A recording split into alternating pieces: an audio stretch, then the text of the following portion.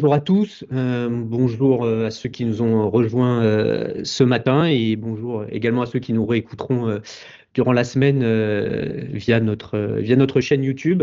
Je passerai rapidement sur l'actualité de la Réserve fédérale, le maintien des taux, d'une nomination d'un nouveau président à venir. Je n'évoquerai pas non plus le crack sur l'argent et les quelques autres matières premières. Je vais vraiment me focaliser sur les publications d'entreprises.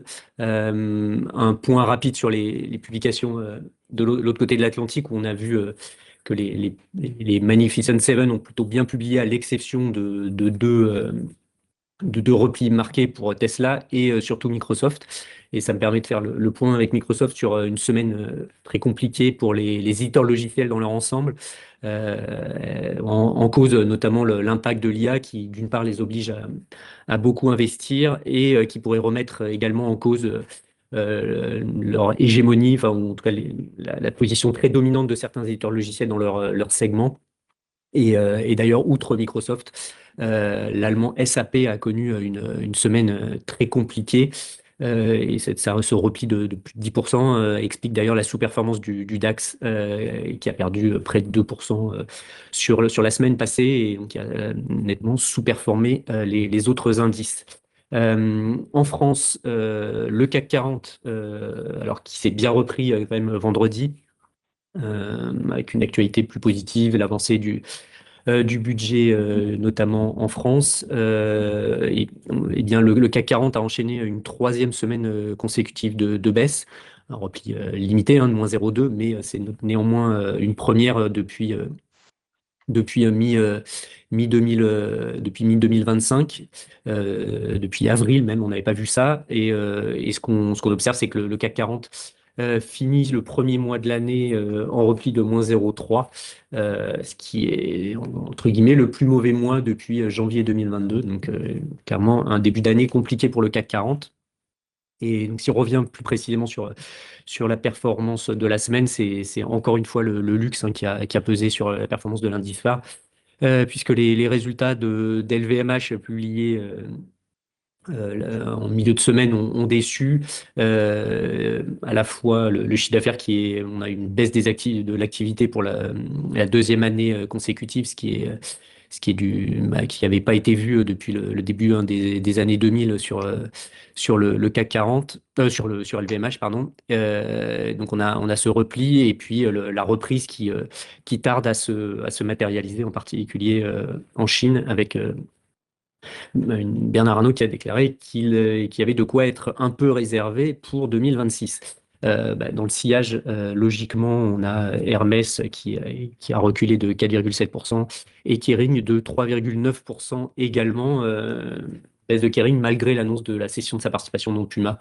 Voilà, on reviendra un peu plus tard là-dessus quand j'évoquerai l'Eurostoxx Small.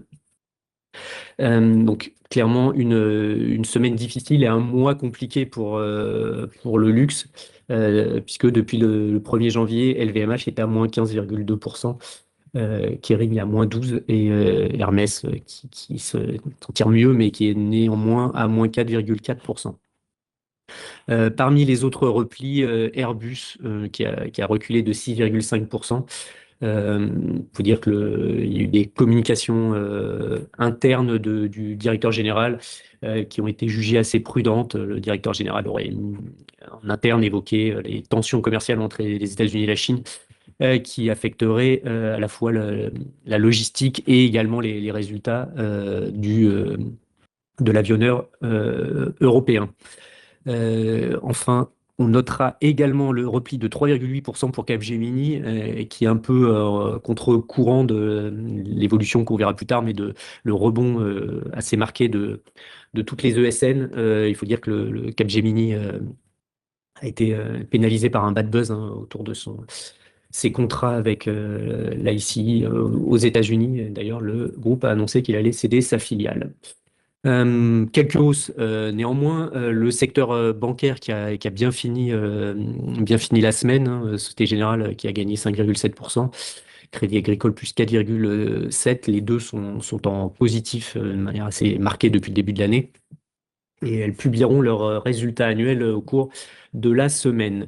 Un autre secteur qui s'est bien comporté, c'est les acteurs français liés au, au cloud et au data center avec Legrand et Schneider Electric.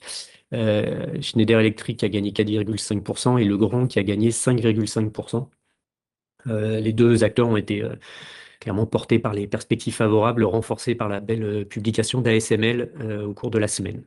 Depuis le 1er janvier, un petit point je dirais, sur les principales évolutions, et on a 7 valeurs qui sont en hausse de plus de 10%. Largement en tête, ArcelorMittal, qui est en hausse encore de près de 18%. Mais derrière, BNP Paribas à plus 13 qui rattrape, enfin, qui décolle un peu après Société Générale. Et puis derrière, on retrouve Engie, Thales, Michelin, Total Energy et Orange pour terminer la liste des valeurs en hausse de plus de 10%.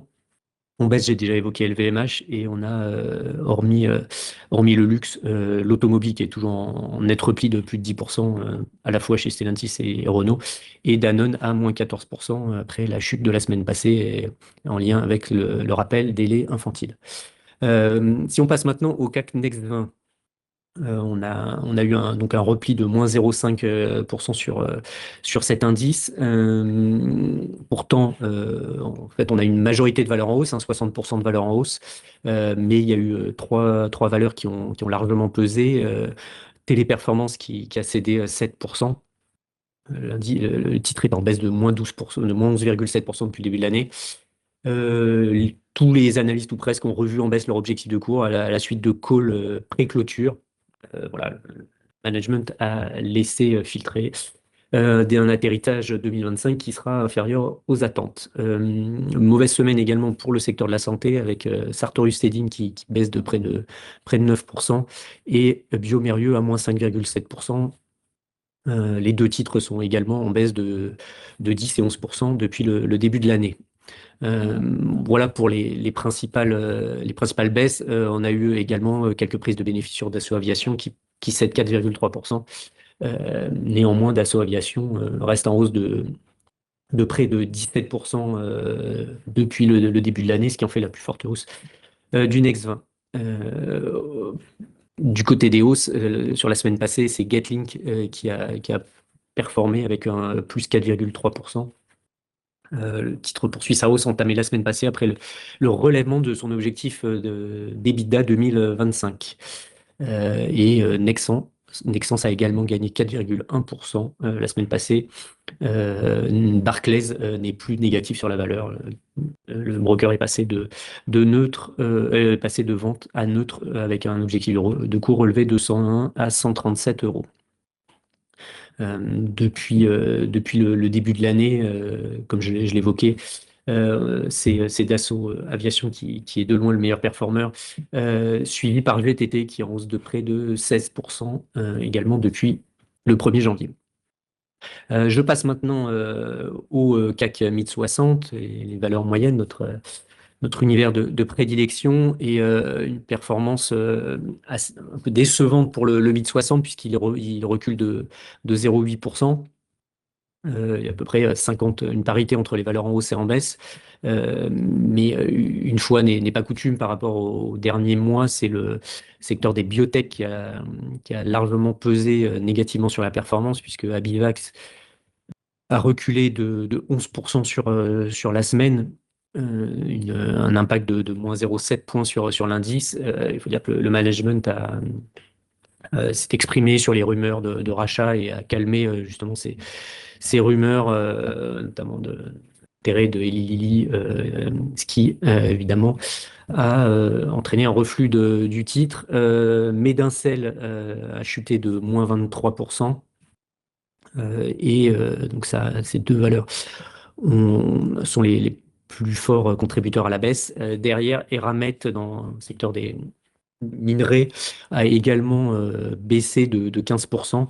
Le titre reste en hausse de 28% depuis le début de l'année. Néanmoins, il y a eu une très très forte progression depuis le début de l'année, alors que l'atterrissage 2025 sera encore compliqué chez Eramet et qu'il y a quand même des questions de bilanciel qui restent qui reste importante chez Eramet, après, encore une fois, un exercice 2025 très compliqué. Alors, ces baisses marquées masquent des bonnes performances et des publications plutôt satisfaisantes. Et c'est en particulier le cas pour Alten. Alten qui gagne 12,8% sur la semaine, après un chiffre d'affaires T4 publié jeudi soir, qui a été bien meilleur qu'attendu, ce qui valide notre scénario sur Alten. Donc le T4 a été en repli de 2,5% en organique, alors qu'il était attendu en baisse de près de 5%. Une baisse qui était attendue en ligne avec les 9 premiers mois, hein, qui, pour rappel, était en baisse de 4,5% à périmètre échange constant. Donc il y a clairement une inflexion et un point bas qui semble être passé. L'activité se stabilise en séquentiel et on attend un retour de la croissance courant 2026. Et évidemment, au vu de la valorisation, le titre a entamé son rebond. Notre rebond marqué, c'est celui de Nexity, qui a gagné 15,7% au cours de la semaine passée. La valeur a clairement profité des annonces du Premier ministre sur un plan de relance de la construction qui pourrait redynamiser l'activité des promoteurs. Le secteur des opérateurs satellitaires a plutôt bien performé en début de semaine. Et SES gagne 6,5% sur la semaine. Pour Eutelsat, la performance a été plus compliquée. Il avait également bien performé en début de semaine, comme SES, en lien avec les annonces de l'Union européenne sur les systèmes souverains de satellites. Mais en fin de semaine, Eutelsat a été pénalisé par les annonces du gouvernement qui va l'empêcher de céder une de ses filiales qui est jugée stratégique. Le thème de la souveraineté et de la défense reste porteur, et ça se traduit par une belle performance encore d'Excel Technologies qui gagne 6% et qui affiche plus 35,7% depuis le 1er janvier. C'est le meilleur performeur de l'indice. Et Exosense, lui, est en hausse de près de 11% également depuis le 1er janvier 2026, et donc figure parmi les belles performances. Et pour revenir au secteur des satellites, depuis le 1er janvier, Eutelsat est à plus 34% et SES à plus 25%. Un autre secteur qui a très très bien commencé l'année, c'est le secteur, encore une fois, des minerais et de l'acier.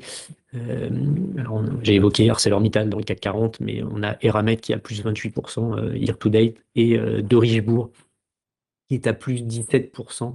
Donc, c'est des valeurs qui profitent pleinement du rebond du secteur, en lien aussi, dans le cadre de Richebourg, il y a des mesures de l'Union européenne afin de favoriser l'acier européen, et qui va permettre de relancer la production intra-européenne. Pour terminer sur les évolutions des indices français, un mot sur le CAC Small, qui encore une fois surperforme, hein. Il est à plus 0,1% sur la semaine, ce qui lui permet depuis le début de l'année d'afficher une hausse de 4,5%. Donc toujours bien meilleur que les grands indices. Alors cette semaine, plusieurs small caps qui se sont distingués et qui ont permis l'indice de progresser malgré la contre-performance des biotech, hein. Je l'évoquais dans le MID 60, mais dans le CAC Small, on a Inventiva qui a cédé 16% et DBV près de moins 11%. Mais donc une actualité positive pour Fnac Darty pour commencer, plus 17% pour le groupe de distribution à la suite de l'annonce de lundi dernier de l'OPA de Daniel Kretinsky. Une offre qui était attendue. On juge que la prime n'est pas très généreuse, hein, moins de 20% de prime spot. C'est plutôt inférieur à la moyenne qu'on observe sur la cote parisienne. Néanmoins, on estime que c'est une porte de sortie honorable pour les minoritaires sur Fnac Darty. Au T4, l'activité n'a pas été aussi dynamique qu'on l'espérait. Clairement, il y a plus trop de catalyseurs sur le dossier et voilà, on pense que apporter permettra de sortir d'un dossier qui a désormais un peu moins de carburant et de raison d'aller beaucoup plus haut. Des publications bien accueillies, en particulier celle de Manitou. Manitou qui a bondi de 23% sur la semaine. Il faut dire que le T4 a été meilleur que prévu, à l'image d'Alten dans un tout autre secteur, mais et donc le T4 a été meilleur que prévu chez Manitou, à la fois en termes de chiffre d'affaires, puisque le groupe a retrouvé la croissance après un T3 décevant. Mais c'est surtout les prises de commandes qui ont été très satisfaisantes. Elles sont en nette amélioration pour la première fois depuis plusieurs années. Depuis la sortie du Covid, on a des prises de commandes qui ont dépassé 700 millions d'euros sur un trimestre, ce qui est donc supérieur aux facturations et qui permet au groupe d'anticiper un exercice 2026 en progression. Le groupe table sur un chiffre d'affaires en hausse de 4%. Alors que justement, nous, à la suite du T3, on attendait un chiffre d'affaires plutôt flat, voire en baisse d'ordre de 1%. Donc bien meilleur que ce qu'on attendait. C'est surtout l'Europe qui a rebondi. L'Europe, où il y a eu un retour des commandes des loueurs qui traduit également le retour d'une meilleure dynamique dans le secteur de la construction, puisque c'est un des débouchés principaux. Enfin, le secteur de la construction et du bâtiment et des travaux publics, c'est un des débouchés principaux pour les loueurs de machines. Et donc, c'est ce qu'on observe à la fois en Europe du Nord et en Europe du Sud à travers les prises de commandes de Manitou. Et bien, dans l'agricole, il y a également une activité qui tient bien pour Manitou, ce qui est plutôt euh, différent de ce que pu dire Excel Industrie dans le secteur. Mais il faut dire que les deux sociétés ne sont pas exactement positionnées au même niveau et que chez Manitou, il y a un fort usage de leur machines qui nécessitent des renouvellements très réguliers. Et donc les machines de Manitou dans l'agricole affichent une moindre volatilité que, par exemple, les tracteurs. Et c'est ce qu'on a toujours observé historiquement. Pour reboucler avec l'amélioration de la dynamique dans le secteur de la construction, évidemment sur des points très très bas, hein, mais néanmoins ça va un peu mieux et ça s'est traduit également par des hausses de Albarea, Cogedim et Kaufmann qui gagne 6,4% après avoir publié des résultats 2025 en progression, plus 13% au niveau du ROC et une activité, des résultats qui devraient être à peu près stables en 2026. Enfin, dernière performance notable, c'est OVH Cloud qui gagne 9% sur la semaine. Le titre est en hausse de plus de 35% depuis le 1er janvier. C'est clairement le thème de la souveraineté qui prend le pas sur l'historique un peu compliqué ces dernières années d'OVH Cloud. Et puis le retour aux manettes d'Octave Klaba, qui également est un signe très positif. Je dirais que la question de la souveraineté du cloud, d'ailleurs, c'est illustré dans le fait que OVH Cloud a gagné un contrat pan-européen dans la recherche la semaine passée. Un mot pour des valeurs hors indice et sur Euronext Growth. On a eu des publications qui ont été bien accueillies. Chez Pouvoula qui gagne plus 13%. Je dirais que comme attendu, hein, puisque Cogra avait déjà très bien publié, on a une reprise dans le secteur du bois de chauffage et Poujoula a annoncé un chiffre d'affaires du T3 en croissance, hein, qui retrouve la croissance et notamment plus de 20 dans le bois énergie. Et c'est les bons chiffres qu'avait également publié Cogra. Et on peut penser que la fin de l'année, au vu du froid persistant, devrait être bonne pour ces opérateurs. Sur Poujoula, on est quand même assez prudent sur la revalorisation du titre au vu de la rentabilité qui est quand même assez faible, ainsi que la génération de free cash flow. Et on attendra d'avoir un peu plus de visibilité sur la marge normative pour être vraiment convaincu que le titre peut aller beaucoup plus haut. Dans le secteur, Moulinvest a également gagné 7%. Deux CRSI gagnent 11,2%.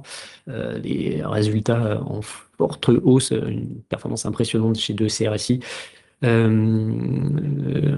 C'était pas des résultats, d'ailleurs, c'est le chiffre d'affaires qui a été multiplié par 8 au premier semestre, un dossier sur lequel on va s'intéresser de plus en plus compte tenu des performances des derniers trimestres.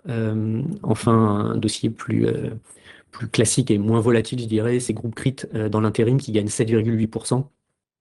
Bon, le secteur de l'intérim est toujours à tonne en France et globalement en Europe, mais il faut garder en tête que Crit et Synergie dans ce marché qui est plutôt donc, légèrement négatif, voire même négatif de l'ordre de 5 à 7% en volume, eh bien, les deux acteurs français tirent leur épingle du jeu et affichent des chiffres d'affaires quasiment stables. Donc, ils gagnent des parts de marché.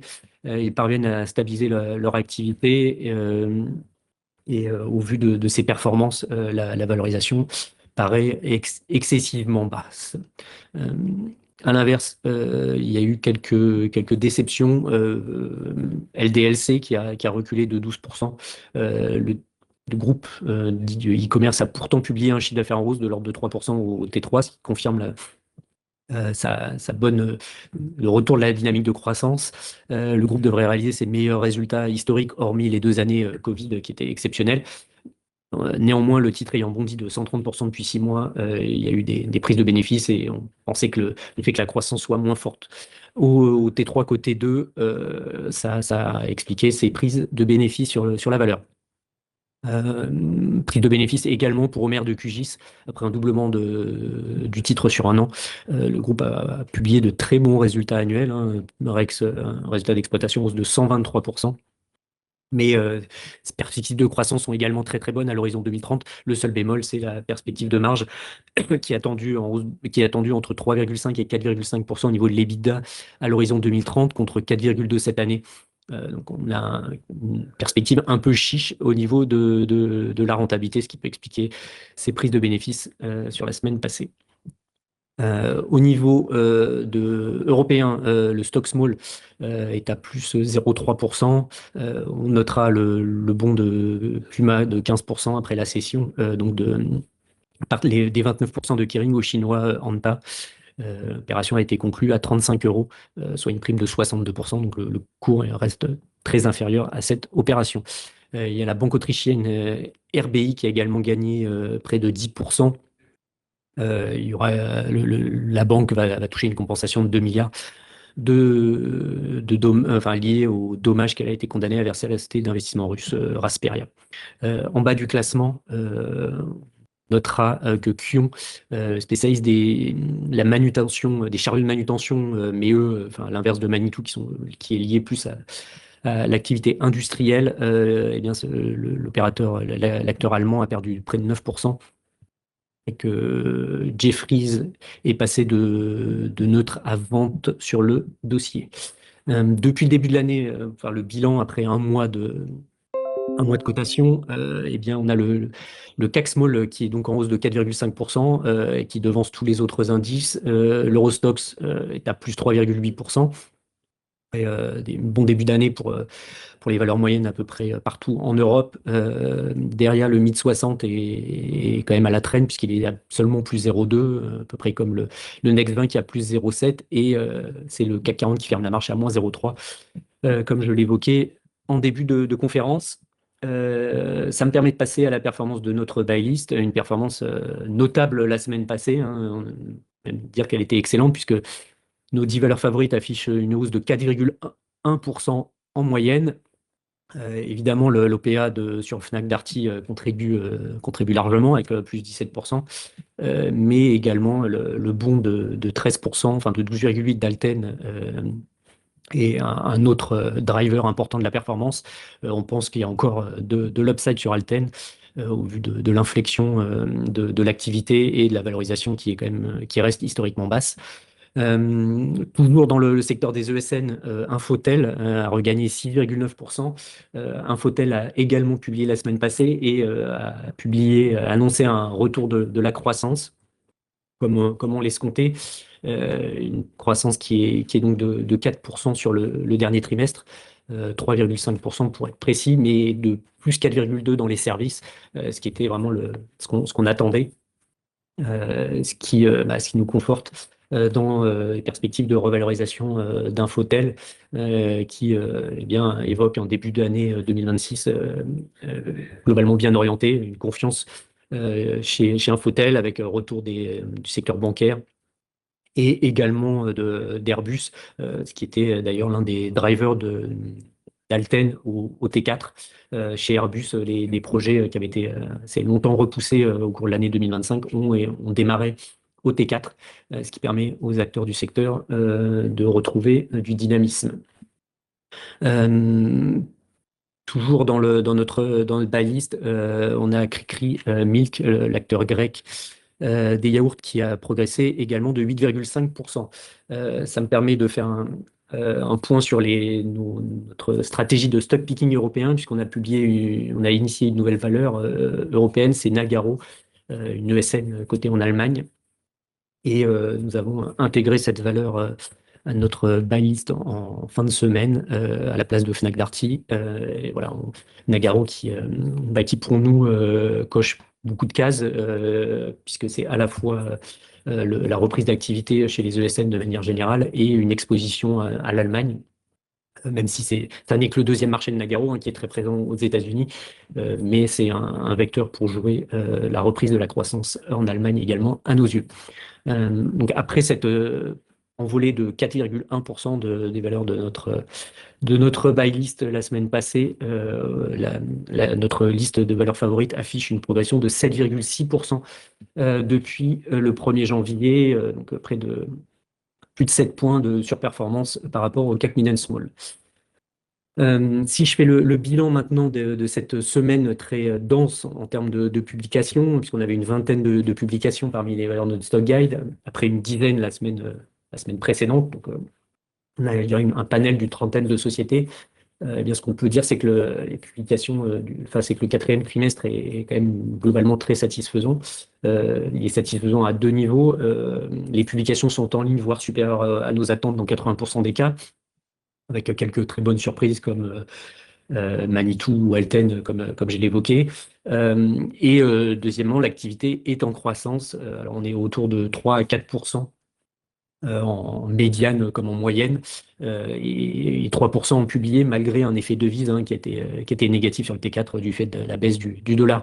Donc ces chiffres, pour l'instant, vont dans le sens de l'atterrissage qu'on anticipait qui devait permettre des chiffres d'affaires en légère croissance sur l'exercice 2025, alors que sur les 9 premiers mois, on était plutôt en stagnation. Et je dirais de manière sectorielle, on observe du mieux dans l'industrie, dans la construction par rapport à des points bas, et dans les services, notamment les services numériques qui comme je l'ai déjà largement évoqué, ont retrouvé la croissance sur le dernier trimestre. Donc c'est vraiment ça qui drive l'activité sur la fin d'année 2025 et qui devrait permettre de bien débuter 2026. Le point plus négatif, c'est pour le secteur de la distribution avec des chiffres quand même globalement décevants. Après un T3 qui était plutôt meilleur. Et donc là, je peux évoquer les publications en baisse dans le secteur de l'ameublement, notamment Maison du Monde, Roche-Beaubois, qui ont enregistré des performances négatives. La communication de Fnac Darty n'était également pas très positive. Voilà pour je dirais les publications de manière générale. Vous avez dans le mail de vendredi tout le récap des publications de ce qu'on attendait. On pourra rappeler que ID Logistique reste toujours une excellente valeur de croissance, mais qu'on trouve qu'elle est assez bien valorisée. Dans le secteur des ESN, nouvelle très bonne publication de OB, avec néanmoins, à nos yeux, un peu moins d'upside du fait de la valorisation qu'Infotel, par exemple, ou Alten.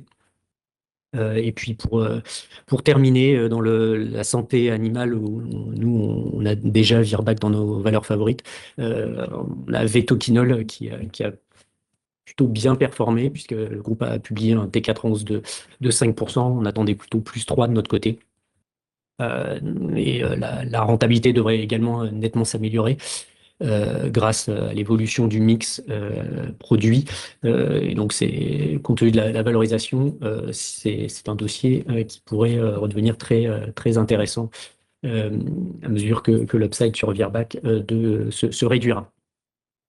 Cette semaine, une actualité encore assez importante, ce sera plutôt la fin des publications trimestrielles avant le début des premiers résultats annuels du côté des grandes mid-cap d'ici une dizaine de jours.